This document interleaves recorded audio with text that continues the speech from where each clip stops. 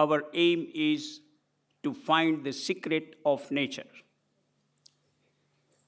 In a sense, spirituality also aims to find the ultimate.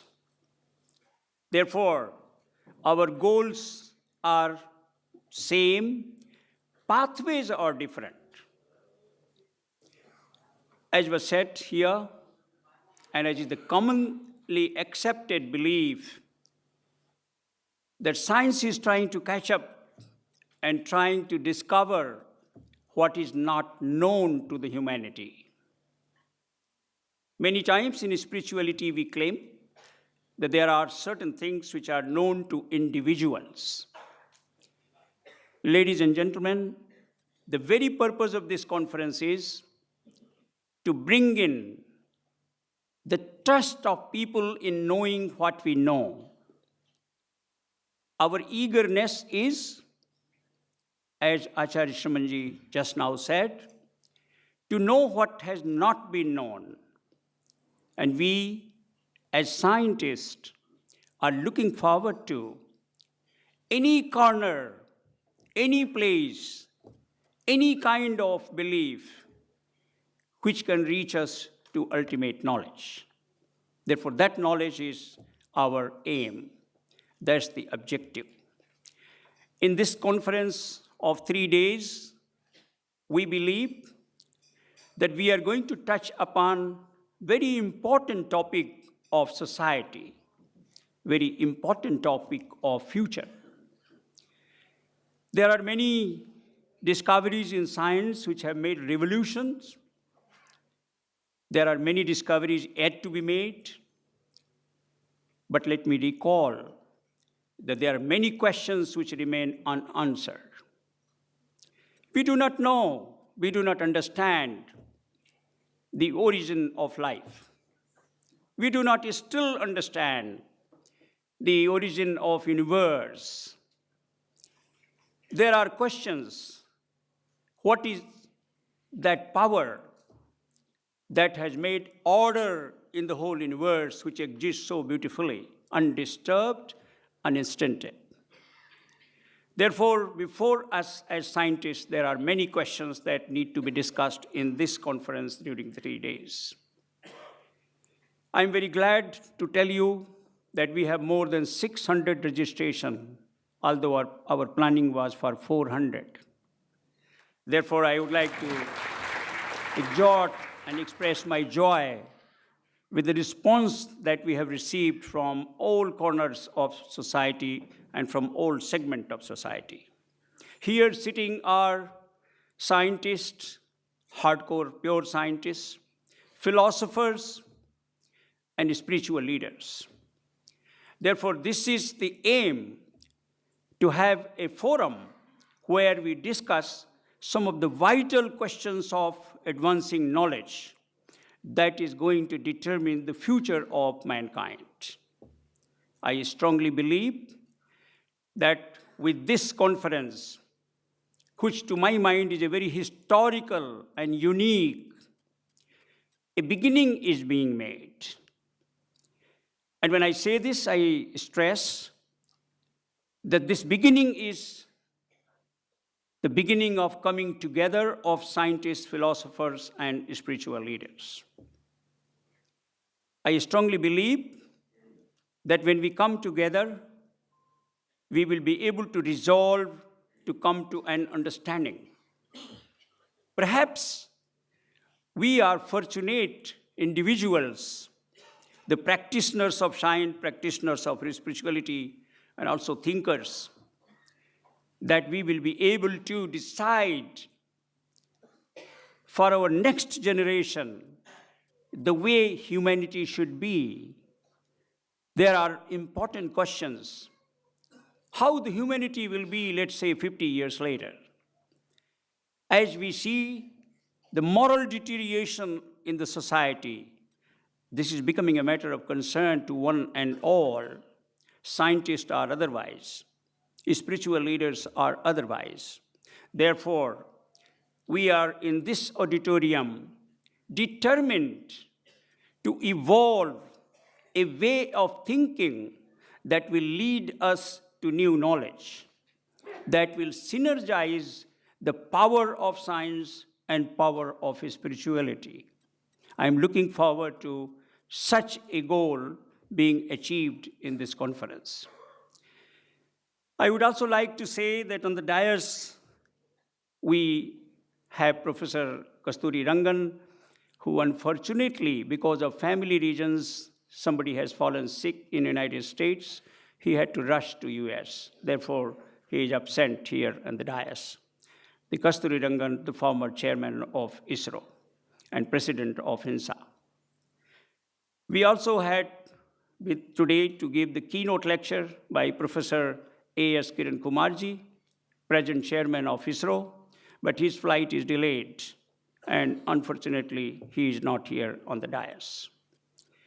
We also have acceptance of our invitation by Shri Nayak Ji, the Minister of Ayush and Health and Family Planning, whose flight is again delayed, and he will be showing up here and meeting you all later in the afternoon.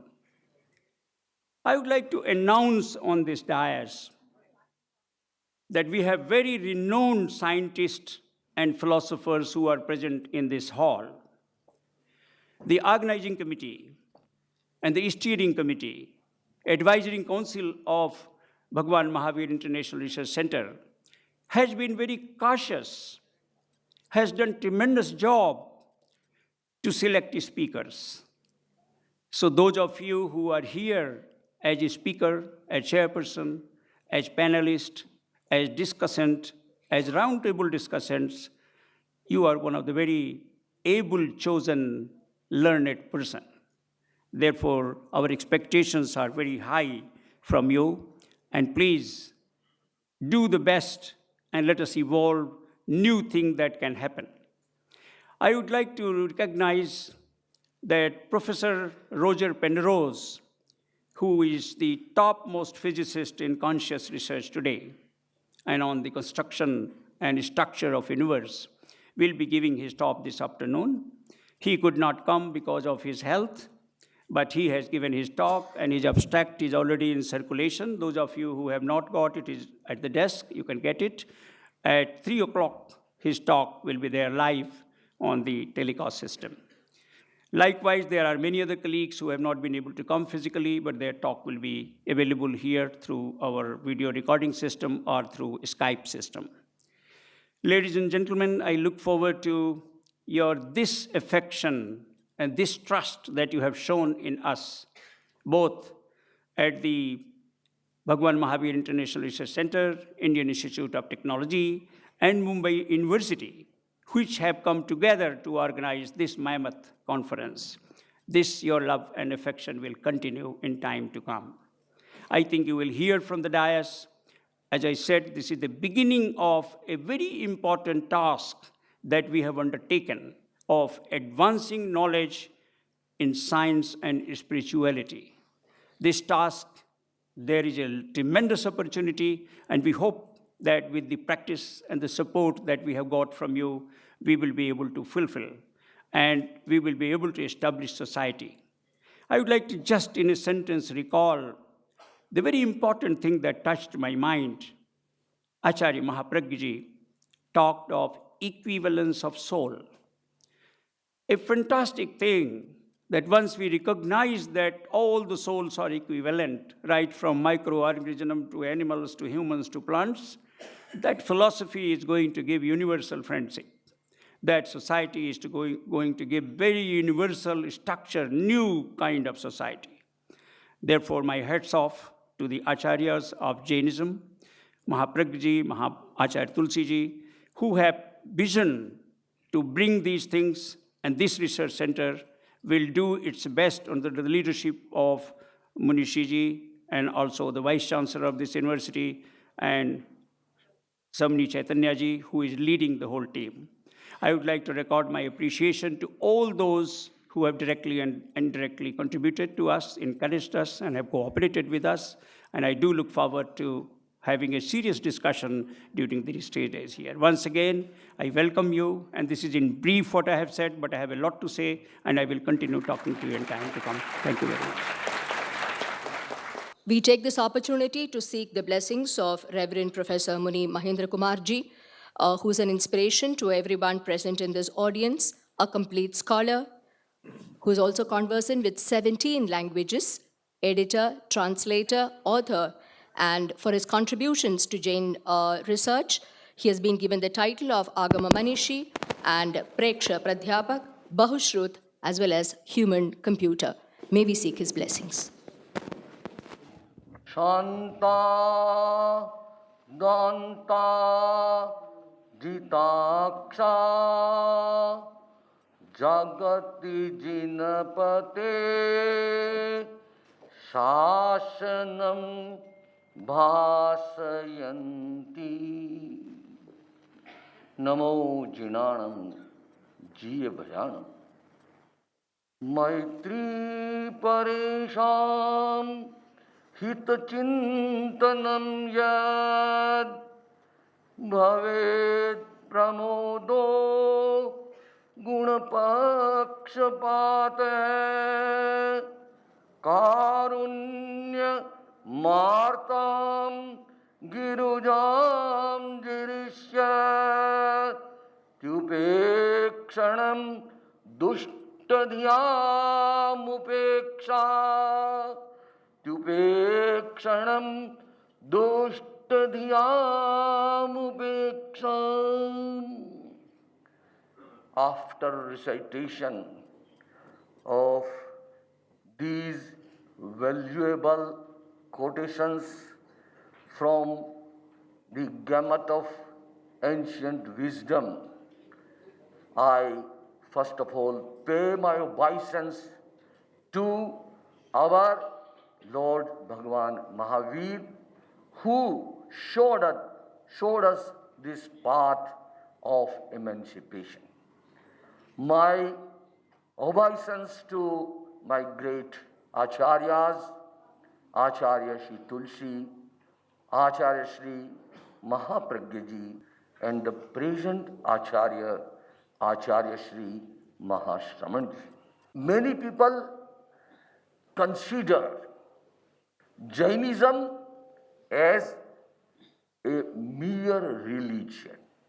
But as a matter of fact, if you want to understand what is Jainism, I have tried to define it in one sentence. Jainism is a complete scientific spiritualistic approach which prescribes the path both for the summum bonum or the final beatitude, nishreyas of individual souls, as well as the establishment of peaceful, all-inclusive, non-violent, self-disciplined, altruistic, global social order. This is Jainism. I think now you can get why this conference has been organized. In the world, there are many people who have concern for the whole world about the petty discriminations of caste, creed, etc. But the most difficult thing is how can we integrate all of them?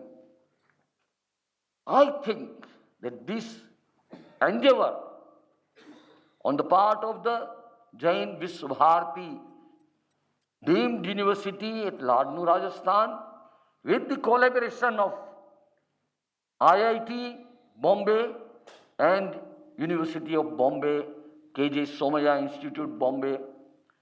This is an endeavor so that all such people can sit together, deliberate together on certain issues, not only for the sake of knowledge.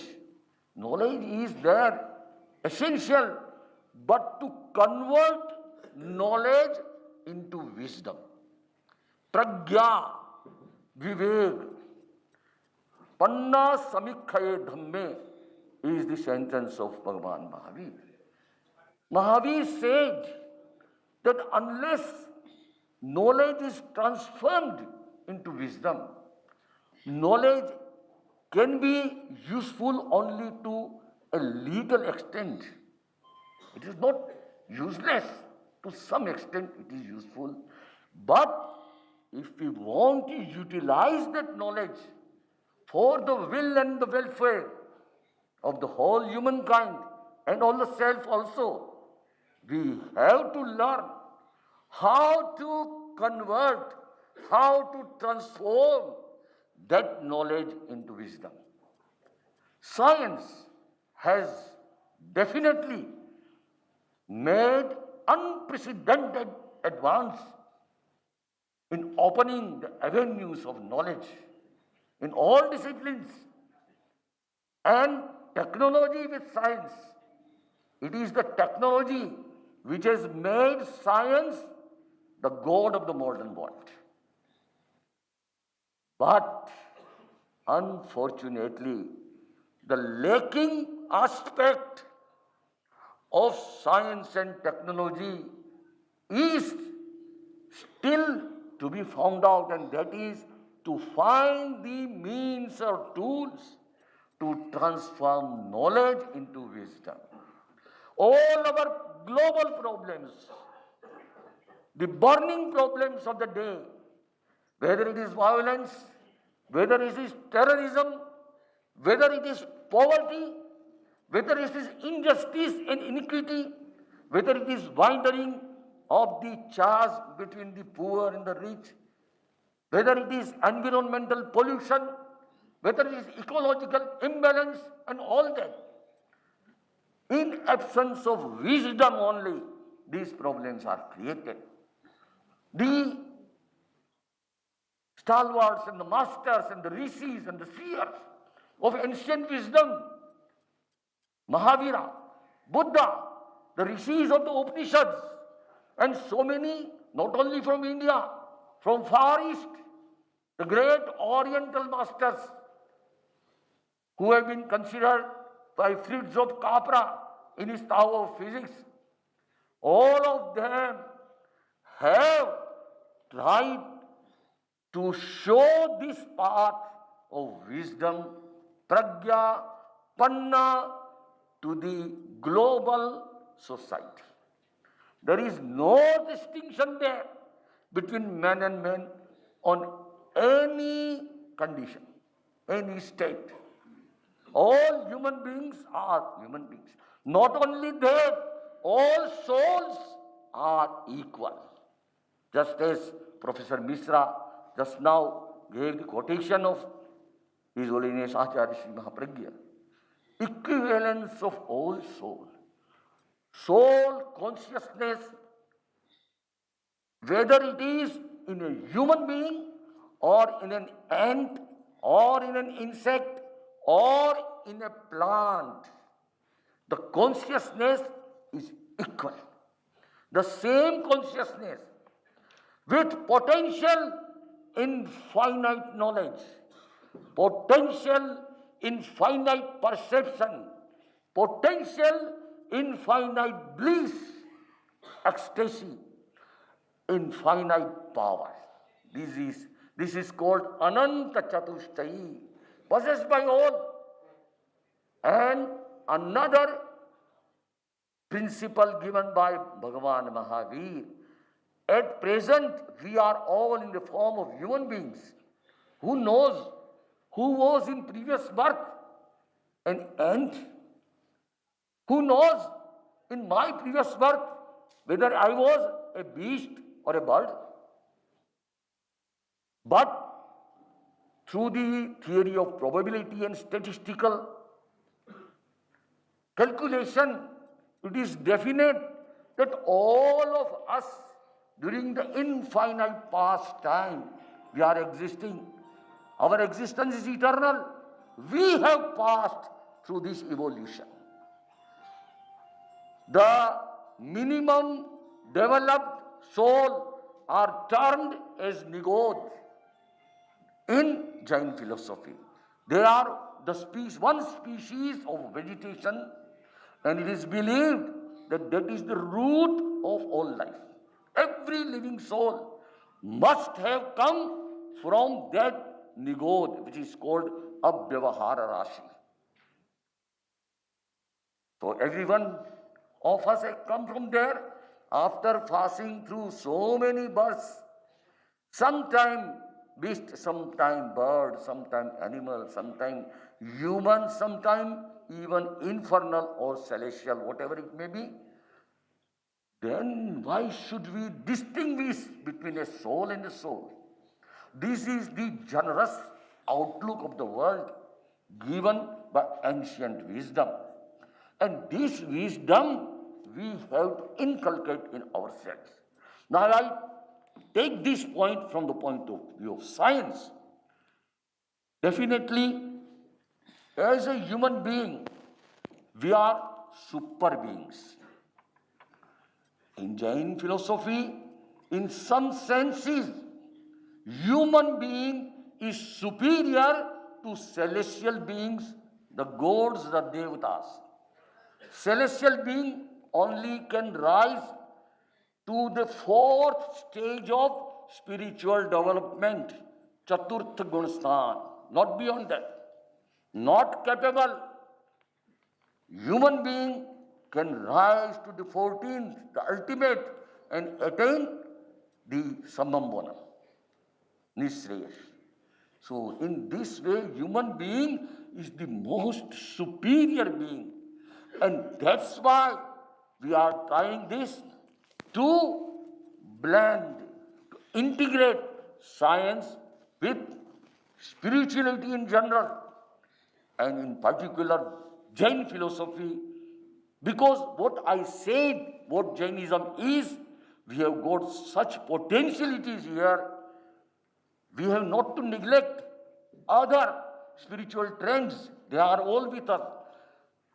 In fact, when Jainism talks of Anekantvad, it accepts Vedanta, all is Brahma. It accepts Buddhism, everything is impermanent. There is no hitch in accepting Vedanta as well as Buddhism on the platform of Anekantvad. So all are inclusive.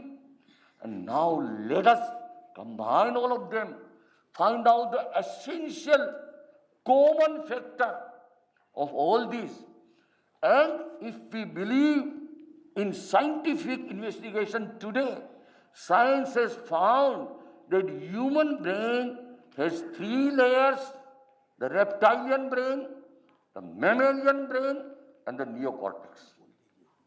That's why we should take help of the science, help of the technology, help of the modern instruments, tools, and try to measure, make quantified measurements, make scientific documentation that through what we call a spiritual practice, it may be tapasya, it may be fasting, it may be meditation, it may be renunciation, it may be self-discipline, it may be non-violence, it may be friendliness, anything.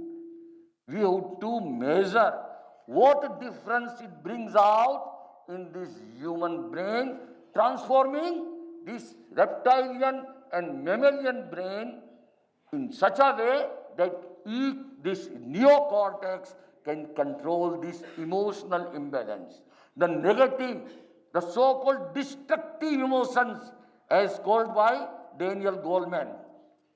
He says that this EQ, this emotional quotient we have to increase against the only IQ. And now I conclude these remarks with the hope that all of us who are here now, we are here only because of the blessings of our great Acharyas, Acharya Tulsi. For the 60 years he remained Acharya. And he traveled all corners and ends of India on foot up to the Kanyakumari, giving this message of Anuvrat, that is, accept small vows of self-discipline. Self-discipline is the key to all these global problems. People are trying odd and even number. Why not try this master key, self-discipline?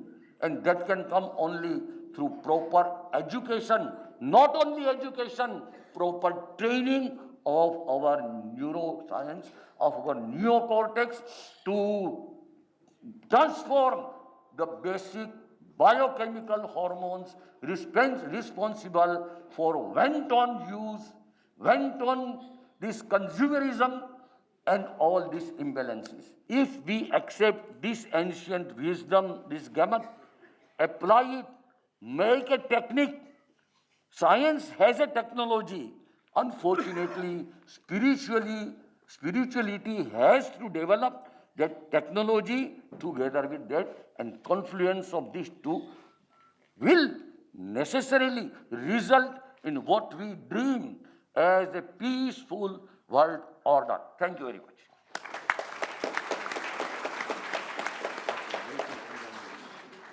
Ladies and gentlemen, we have somebody very special who has come all the way from New Delhi. It's very difficult to put him in a slot. We don't know whether to call him a journalist, a writer, TV anchor, broadcaster, a filmmaker. But today he is with us as a trustee secretary of the Foundation for Universal Responsibility of His Holiness the Dalai Lama. This was established with the Nobel Peace Prize, which His Holiness received. And Rajiv Mehrotra for you. He has been a close personal student of His Holiness the Dalai Lama for more than 30 years. Rajiv Mehrotra. My goodness, I don't recognize myself in that wonderful introduction. I really feel an interloper in this vast and distinguished gathering here. My only real qualification, if there is one, that I have been deeply indulged by His Holiness the Dalai Lama, of whose tradition I am a student, and it's a deep honor and a deep privilege. Muni Shri Mahendra Kumarji and the many distinguished people in the dais, His Holiness the Dalai Lama has been a great admirer of the Jain tradition. He has deeply embraced many of its practices and teachings.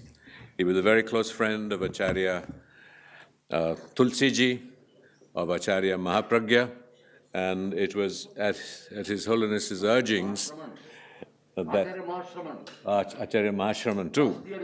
That's right. But he had a very intimate relationship with Acharya Tulsi, and they met many, many times, and they have prayed together, and they have meditated together. And in the tradition of His Holiness, I too personally was very privileged to receive an initiation into Priksha meditation from Acharya Mahapragya himself. And I practiced that for several months. So I come to you, at least as a partial student of your rich tradition, though too an